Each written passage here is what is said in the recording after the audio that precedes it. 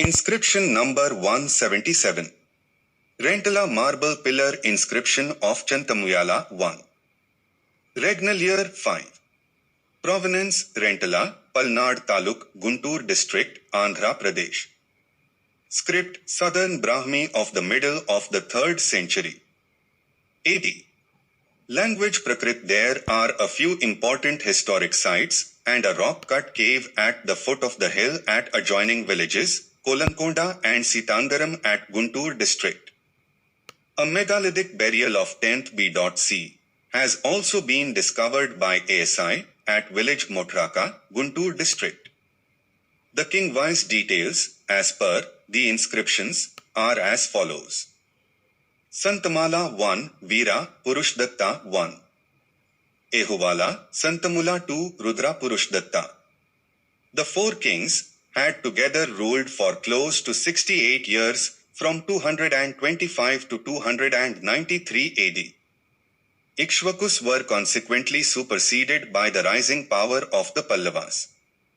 These inscriptions also give us information about some individuals and members of some feudatory families who were related to the royal house and who held important positions in the administration of the kingdom like Maha-senapati, Mahsialavara Mahstafavam Rathika, etc. It is observed that the kings were given a title of Rajan. Sometimes they bear both the titles of Rajan and Maharaja. Santamula I and Santamula II were given an additional title of Swami also.The Ikshvakus family had strong family relations with the Satyavahanas, whom they succeeded in the region, and with the Kshatrapas, with whom they had matrimonial relationship. The kings and princes bore matronymics like Vasishthi-putra, Mitharlputra and Haritiputra.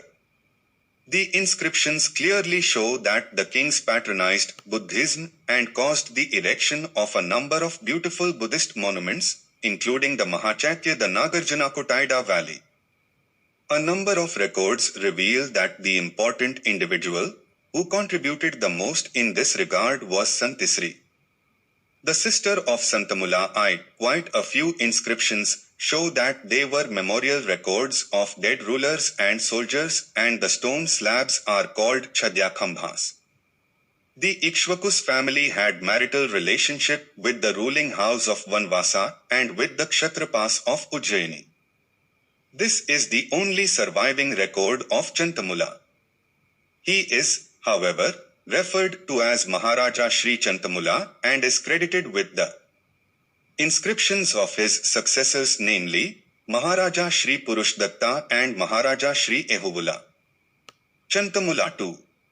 Assumption of simple title Rajan and silence about the performances of any sacrifice indicates that he had not yet thrown off the yoke of the Satavahanas, though he was powerful enough to start his own regnal years. Assumption of independent status and the higher title Maharaja must have followed Ashmedha sacrifice. He is the earliest known king of the Ikshvaka dynasty of Krishna Guntur region. The Ikshvakas flourished after the decline of the Satavahanas, about the end of first quarter of the 3rd century AD and before the Palla conquest of same area in the 4th century AD.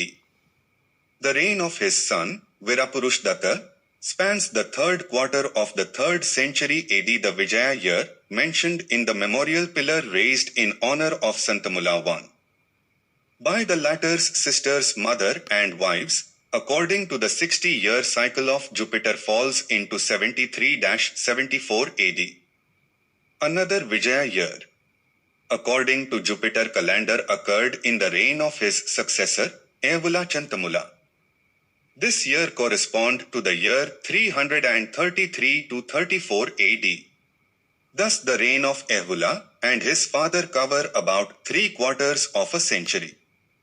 If we assume that Ehavula died shortly after his last recorded inscription in the Vijaya year, thus the dynasty seems to have lasted till about 350 AD, and Pallava conquest of the region evidenced by the Manchikallu inscription of Simhavarman and the Mayadvolu plates of Sivaskandavarman took place shortly afterwards. J.P. Vogel listed and noticed 23 inscriptions of the Ikshavakus recovered from the ruins of Mahachaitya in the Nagarjunikonda valley and edited 15 out of them in EP.in pp.13 ff. In these pages, 9 out of them are included and 6 left out as historically of minor consequence.